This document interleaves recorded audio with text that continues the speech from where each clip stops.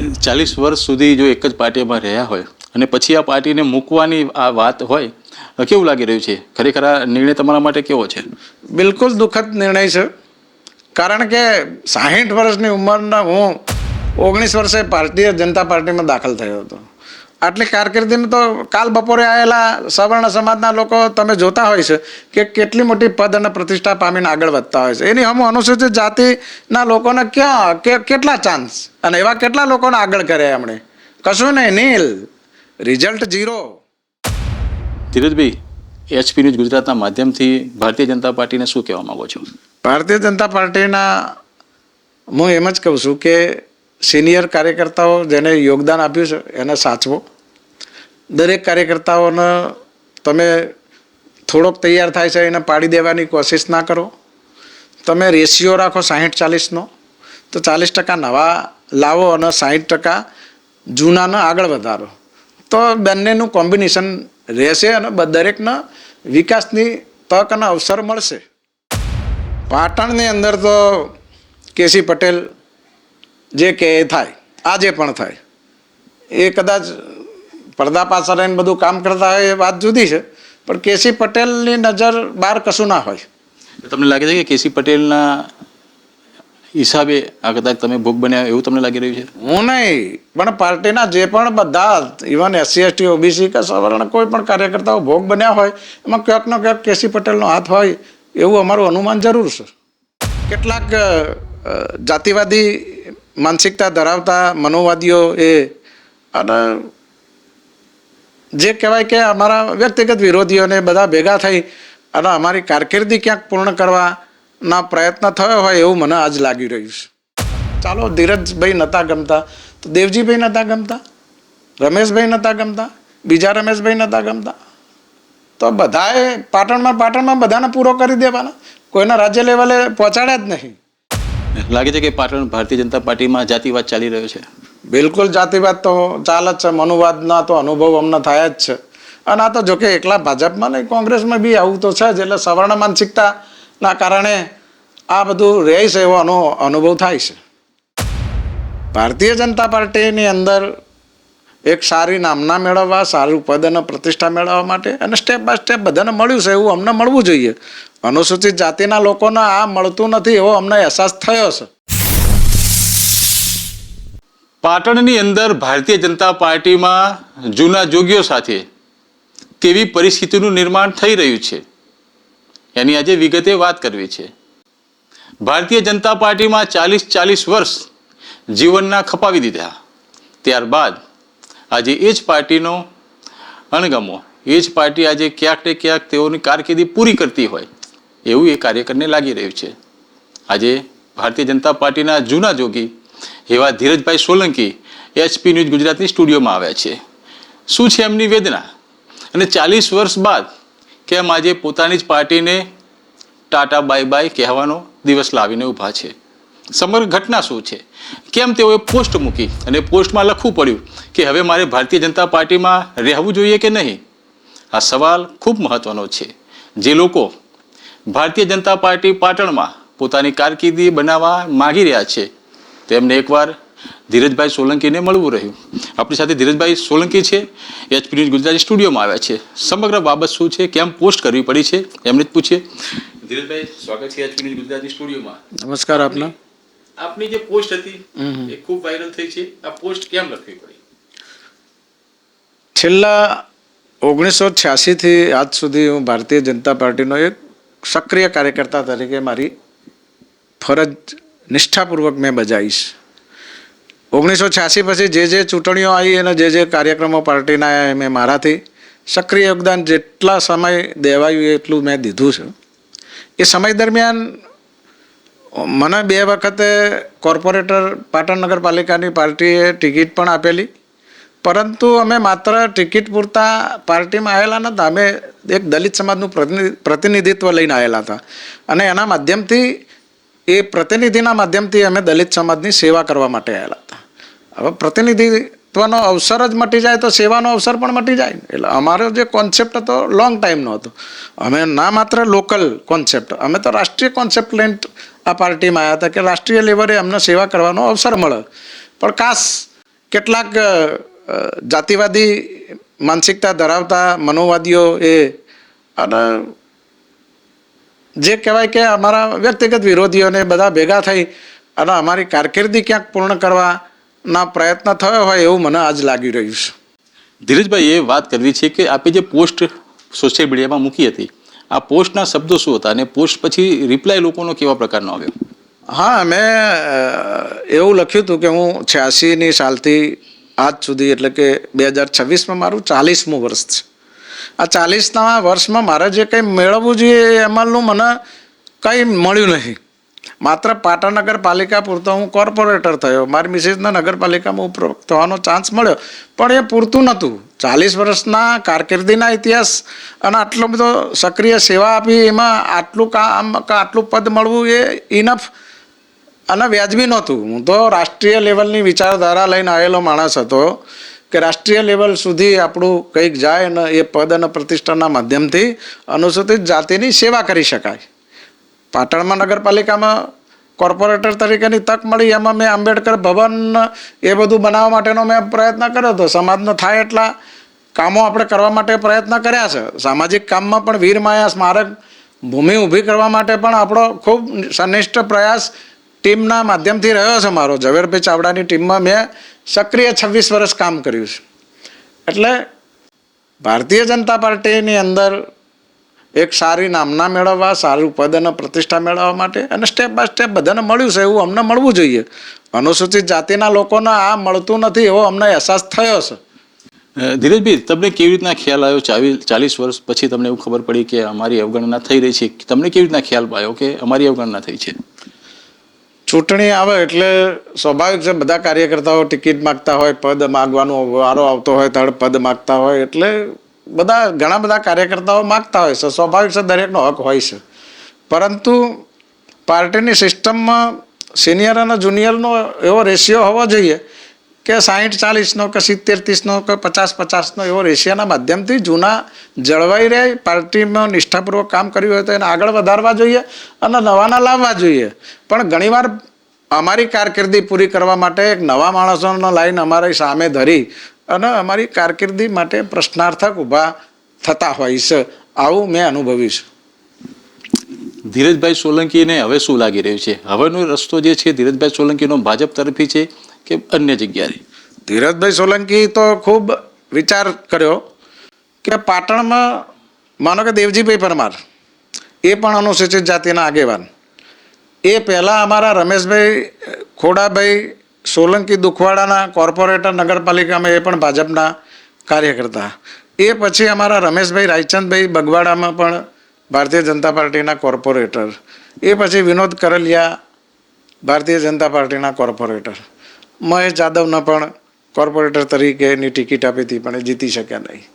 અને આવી રીતે ઘણા બધા કાર્યકર્તાઓને એ કારકિર્દી પૂરી થઈ હોય એવો સ્વાભાવિક અહેસાસ થયો છે.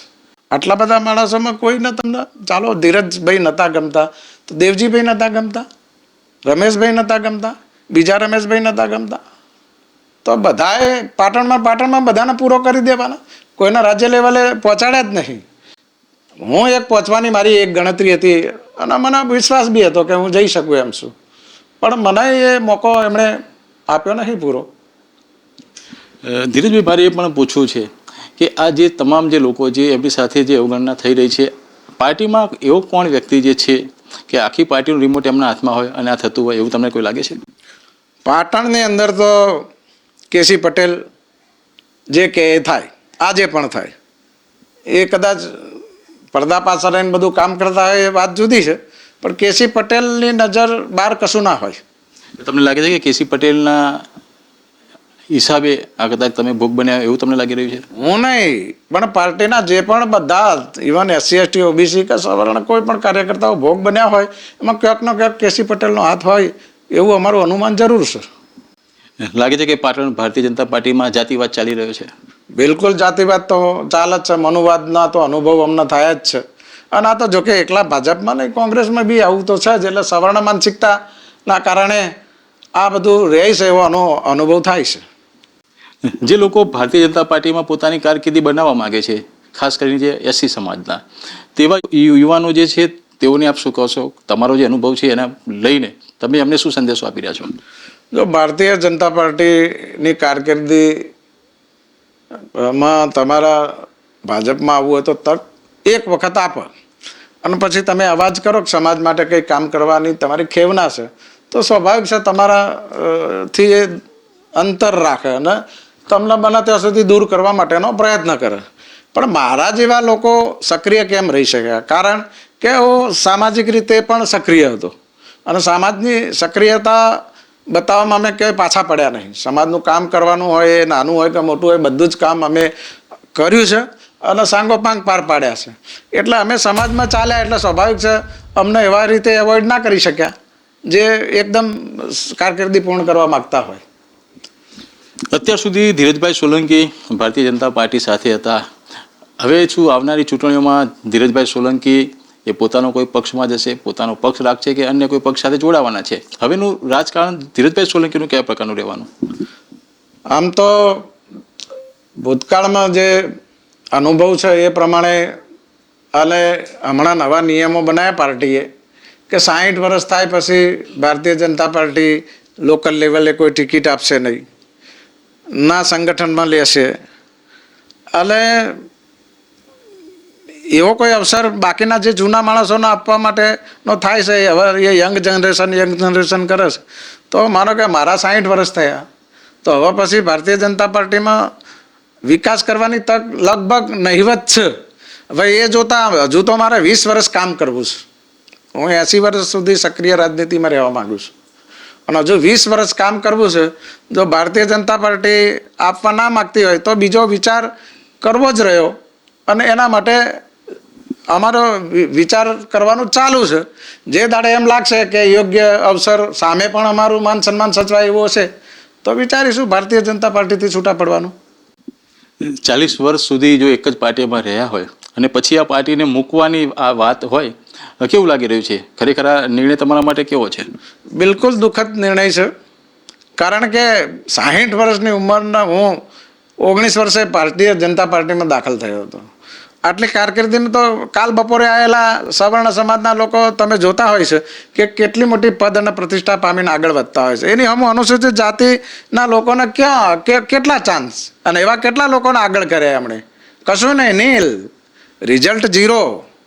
અને આ બધું જોતા એમ લાગે છે કે ઓબીસી, એસસી, એસટી અને માઇનોરિટીનો અમારો જે કોન્સેપ્ટ છે, ખાસ કરીને મારો પોતાનો વ્યક્તિગત કોન્સેપ્ટ ઓસામ, હું એ સંગઠન પણ ચલાવું છું. O for OBC, S for SC અને બીજો S for ST, A for and અને M ફોર માઇનોરિટી, એટલે ઓસામ. અને એટલે હું મારા વાક્યોમાં જય ઓસામ લખતો હોય છું. એ કોન્સેપ્ટ ઉપર અમારે કામ કરું છું અને એના માટે આગળ વિચારવાનો લગભગ અમારી વિચારધારા છે. એ પ્રમાણે આગળ વધવા પ્રયત્ન છે અમારો. ભારતીય જનતા પાર્ટી સમરસતાની વાત કરતી હોય છે, સમરસતાની વાત આગળ ધપાવતી હોય છે. આમ તો અમે આંબેડકરની વિચારધારાવાળા માણસ એટલે સમરસતામાં તો હું માનતો નહીં, સમાનતામાં માનતો. સમાનતાની તક મળી નહીં. અમે સમાનતાની તક માટે હંમેશા અપેક્ષા રાખેલી હતી. સમરસતા એ છેતરપિંડીવાળો શબ્દ છે. ડૉક્ટર બાબા સાહેબ આંબેડકરે સમાનતાનો શબ્દ આપેલો છે. એટલે હું વ્યક્તિગત રીતે એ વિચારધારા સાથે સંમત હતો નહીં અને છું નહીં. હું સમાનતાની વિચારધારા છું. સમરસતા એટલે શું? તમે એક બાજુમાં ખુરશીમાં બેસો એટલે એ સમરસતા થઈ. પણ તમે એકબીજાના મિત્રો બનીને એકબીજાના ગાઢ ઘરના આવવા જવાના પરિચયવાળા સંબંધો વિકસાવી શકતા નથી અને એના માધ્યમથી રાજકીય, સામાજિક એમ કે ધંધાકીય રીતે પણ આગળ વધારતા નથી આ લોકો. ધીરજભાઈ, આપે જે પોસ્ટ મૂકી એ પોસ્ટ પછી કોઈ રિપ્લાય આવ્યો હોય, તમારી પાર્ટીના કોઈ આગેવાનોએ તમને મનાવવા માટેની કોઈ વાત કરી હોય, એવો કોઈ પ્રસંગ? ઘણા બધા મિત્રોએ મને લખ્યું કે તમને અન્યાય થતો હોય તો આ પાર્ટીમાં રહેવાનો કોઈ ઔચિત્ય રહેતું નથી. ઘણા મિત્રોએ પોતાની રીતે બે બાજુ બોલ્યા છે. કેટલાક લોકો બહુ અંધભક્તો છે એવા એ કીધું છે કે હવે 40 વર્ષ તો અહીં રહ્યા, હવે બાકીનું અહીં પૂરું કરો ને. એવા પણ કોમેન્ટો એમાં મેં વાંચી છે, જોઈ છે. પાર્ટીના કોઈ નેતાએ મનાવવાની કોઈ કોશિશ કરી? મને મારા જિલ્લા પ્રભારીએ કહ્યું હતું કે મને મળજો, પણ પછી એક મેસેજ કર્યો હતો પણ મળવા માટે એમનો કોઈ ફોન આવ્યો નહોતો એટલે હું ગયો નહોતો. પણ હજુ પાર્ટીના કાર્યક્રમોમાં હું જઉં છું આજે પણ હું વિભીષિકાનો કાર્યક્રમ 14મો જે હતો એ હું એ કાર્યક્રમમાંથી જ આવ્યો હતો. હજુ પાર્ટીના કાર્યક્રમોમાં જ્યાં સુધી એમ સંપૂર્ણ છૂટો ના પડું ત્યાં સુધી તો હું જતો રહીશ. આપના પત્ની પણ ભારતીય જનતા પાર્ટીમાં ખૂબ સક્રિય છે. જો ધીરજભાઈ સોલંકી ભારતીય જનતા પાર્ટીને અલવિદા કહી દે તો આપની પત્નીનું શું સ્ટેન્ડ છે કઈ? હા, એ મેં એના વિચાર ઉપર છોડેલું છે. કારણ કે રાજકીય પાર્ટીમાં મેં એને બિલકુલ સ્વતંત્રતા આપેલી છે. હું તો કહું મારી હાથે રહેશે તો એટલે વધારે ફાવશે, પણ મારી હાથે નહીં રહેતો પણ મને એનો કોઈ અફસોસ નહીં, કારણ કે મેં એને બિલકુલ સ્વતંત્રતા આપી છે. એ એમ કે મારે અહીં રહેવું છે તો હું એના માટે હું મનાઈ નહીં કરું. ધીરજભાઈ, સવાલ તો એ પણ ઊભો થાય છે કે પતિ પત્નીમાં પતિને માનો કે એમ જે જોઈએ તે પ્રમાણે પદ નથી મળ્યું. તમારા પત્નીને જો ભારતીય જનતા પાર્ટી આજે પણ યોગ્ય લાગતી હોય તો નથી લાગતું કે ક્યાંક ને ક્યાંક ભારતીય જનતા પાર્ટી થોડી સાચી પણ હોઈ શકે? કારણ કે આપના પત્ની આપણી સાથે નથી આવી રહ્યા, તેઓ હજુ પણ ભારતીય જનતા પાર્ટીમાં જોડાયેલા છે. આ જે લાગે છે તમને કે આ ભેદરેખા કેમ? એનો સ્વભાવ અળતો મળતો હોય છે. એટલે એની જે બેનપણીઓનો સમૂહ છે ને એ બધો ભાજપમાં, એ નગરપાલિકાના પ્રમુખ હોય કે પ્રદેશમાં મહામંત્રી હોય કે ટોપ લેવલની બધી જ બહેનો એની સાથે હાલ એમ સારી રીતે સંકળાયેલી. મારી મિસિસનો સ્વભાવ બી એવો છે કે બધાની સાથે હળીમળીને રહે છે. એટલે ઘણીવાર કેટલીક અનુસૂચિત જાતિની બહેનો કહે છે કે આ તો અનુસૂચિત જાતિની બહેનો સાથે હળતી ભળતી નહીં અને આ બધી જનરલ સવર્ણ બહેનો સાથે હળમળે છે. એટલે એવું પણ ઘણીવાર ઘર્ષણ રહેતું હોય છે. અને આ જે અસમંજસતા છે એટલા માટે હું એને નહીં કહું. એને મને ખબર છે કે હું થોડા સમય જઈશ ને પછી બધું જોશે અને બધી સલામતી લાગશે અને એને એવું કંઈક વાતાવરણ મળવાનું થાય તો કદાચ લાલચ જાગે તો આવે. હું નહીં કહું, હું મારી વાત મૂકીશ કે ભાઈ અહીંયા કરતાં અહીંયા જવું સારું, પણ એ ના સ્વીકારે તો હું એને રોકીશ નહીં. એક સવાલ એ પણ છે, અનુસૂચિત સમાજના જે લોકો છે, આગેવાનો છે, તેઓ સાથે ધીરજભાઈની હવે કોઈ બેઠક થવાની છે. હવે ધીરજભાઈનું સ્ટેન્ડ કેવા પ્રકારનું? ધીરજભાઈ બિલકુલ જય ઓસામના મુદ્દા ઉપર આધારિત કાર્યક્રમો ચલાવશે અને એવા કાર્યક્રમોમાં જશે. જય ઓસામ O for OBC, S for SC, બીજો એસ ફોર એસટી અને એમ ફોર માઇનોરિટી. એટલે આ સમૂહને લઈને ચાલવાનો આપણો કાર્યક્રમ રહ્યો છે ને રહેશે. ધીરજભાઈ, એચપી ન્યૂઝ ગુજરાતના માધ્યમથી ભારતીય જનતા પાર્ટીને શું કહેવા માંગો છો? ભારતીય જનતા પાર્ટીના હું એમ જ કહું છું કે સિનિયર કાર્યકર્તાઓ જેને યોગદાન આપ્યું છે એને સાચવો. દરેક કાર્યકર્તાઓને તમે થોડોક તૈયાર થાય છે એને પાડી દેવાની કોશિશ ના કરો. તમે રેશિયો રાખો 60-40નો, તો 40% નવા લાવો અને 60% જૂનાને આગળ વધારો, તો બંનેનું કોમ્બિનેશન રહેશે અને દરેકના વિકાસની તક અને અવસર મળશે. હું એવું સમજુ છું. ધીરજભાઈ સોલંકી ભારતીય જનતા પાર્ટીમાં જાતિવાદનો ભોગ બન્યા છે, હા કે ના? જાતિવાદનો ભોગ બન્યા છે, એના કરતાં તો વ્યક્તિની ઈર્ષાનો ભોગ પણ બન્યા છું. જાતિવાદ તો આખા ઓલ ઓવર રીતે હું જોઈશ, કારણ કે એ તો કોંગ્રેસમાં પણ છે, બીજા પક્ષોમાં પણ સવર્ણ માનસિકતા છે, એ મનુવાદીઓ છે, એ મનુવાદ કરતા રહેતા હોય છે. અને એનો ભોગ તો આખો સમગ્ર સમાજ વર્ષોથી 5000 વર્ષોથી ભોગવતો જ આવ્યો છે. એટલે એને હું કહી શકું ખરો કે અસર હજુ જઈ નહીં. આને લઈને તમે ક્યારેય કોઈ પ્રદેશમાં રજૂઆત કરી હોય એવું કોઈ વિષય?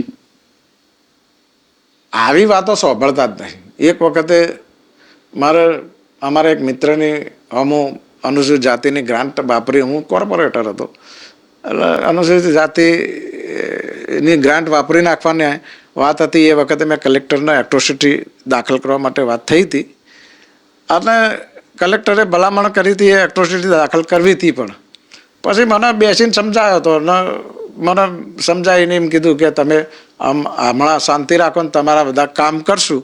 અને મેં એ આગેવાનોનો વિશ્વાસ કરીને મેં એ પછી વાત પડતી મૂકી હતી અને પછી બધાની સાથે હળીમળીને કામ કર્યું હતું. પણ છતાંય જ્યારે અનુસૂચિત જાતિના વિકાસની વાતો આવે અથવા તો એની ગ્રાન્ટો વાપરવાની આવે તો આક્રમક થઈને રજૂઆત કરવી પડતી હતી. એના કારણે અળખા લાગતા હતા. પાર્ટીમાં ફોરમમાં પણ વાત કરતા, નગરપાલિકાના માધ્યમથી જનરલ સભામાં પણ ઘણી વખતે વાંધો લેવાની જરૂરિયાત લાગતી હોતી એટલે બોલતા હતા પણ ખરા. ઘણીવાર લોકોને ગમતું નહીં, અમારા આગેવાનોને અમે બોલીએ ગમતું પણ નહોતું. પણ છતાંય અનુસૂચિત જાતિના વિકાસની વાત હોય ત્યાં ચૂપ રહેવું પણ યોગ્ય નહોતું. એટલે અમે ચૂપ રહ્યા નથી એવા સમયે. મુખ્ય મુદ્દો એ છે કે નો રિપીટ થિયરી લાવ્યા અને ત્યારબાદ આપણી ટિકિટ કપાઈ. ખાસ આ મન દુઃખ આ બાબતનું છે કે અન્ય કંઈ? ના હવે એવું તો ઠીક છે. નો રિપીટમાં તો બધા એમાં બધાનો અનુભવ થઈ ગયો એટલે બધા એમાં તો પડતા રહ્યા. પણ મુખ્ય વાત છે કે 60 વર્ષ પછી ભારતીય જનતા પાર્ટી 60 વર્ષવાળાને આગળ વધારવા માગતી નથી, નવા જનરેશનના. તો બાકીના હજુ તો 20 વર્ષની ઉમ્મીદ લઈને બેઠેલા છીએ અમે. તો અમારું શું? તો 20 વર્ષ ક્યાં કાઢવા? અહીંયા નહીં તો બીજી જગ્યા કરવા માટેનો અમારો પ્રયત્ન છે. 20 વર્ષ સક્રિય રહીને સમાજને હજુ સેવા આપવી છે. 40 વર્ષ સુધી તમે ભારતીય જનતા પાર્ટી પાટણ માટે કામ કર્યું. આ 40 વર્ષમાં હવે તમને એવું લાગે છે કે 40 વર્ષ વેડફાઈ ગયા કે યોગ્ય છે? સંપૂર્ણ વેડફાયા એવું ના કહું, પણ ઘણા બધા વર્ષો વેડફાયા એવું કહું. કારણ કે 2010 પછી અમને કંઈ રાજકીય કોઈ મહત્વ આપવામાં આવ્યું નથી. એટલે છેલ્લા 15 વર્ષ તો અમારા બગડ્યા જ છે. એવું કહીશ કે 15 વર્ષ અમને કોઈ અવસર ના મળ્યો. એના માધ્યમથી અમે સમાજમાં જે કામ કરવા માગતા હતા અથવા જેટલા સક્રિય રહેવા માગતા હતા એવા રહી શક્યા નથી. ધીરજભાઈ, તમે ખુલીને બહાર આવ્યા છો. ભારતીય જનતા પાર્ટીનું એક અનુશાસન રહ્યું છે કે કોઈ જલ્દી બહાર નથી આવતો. આપ ખુલીને બહાર આવ્યા છો. લાગે છે કે અન્ય કોઈ હજુ તમારી સાથેના કોઈ સાથીદાર બહાર આવી શકે એવું? આ તો હિમ્મતે મરદા તો મદદે ખુદા. જેને ખુદા ઉપર વિશ્વાસ હશે એ આવશે, બાકી આગેવાનો ઉપર વિશ્વાસ હશે તો નહીં આવે. આભાર. આ હતા ધીરજભાઈ સોલંકી. અચ્છે દિન કેવા પ્રકારના પાટણ ભારતીય જનતા પાર્ટીમાં ચાલી રહ્યા છે તે જોવા હોય ને સાંભળવા હોય તો એકવાર ધીરજભાઈ સોલંકી જેવા આગેવાનને મળવું જોઈએ. જીવનના 40 વર્ષ પાર્ટી પાછળ ખપાવ્યા બાદ આજે એ જ પાર્ટીને અલવિદા કહેવું પડે એ ખૂબ જ દુઃખદ હોય છે. અત્યારે બસ આટલું જ. નવા વિષય સાથે ફરી મળીશું. ત્યાં સુધી મને રજા આપો. નમસ્કાર.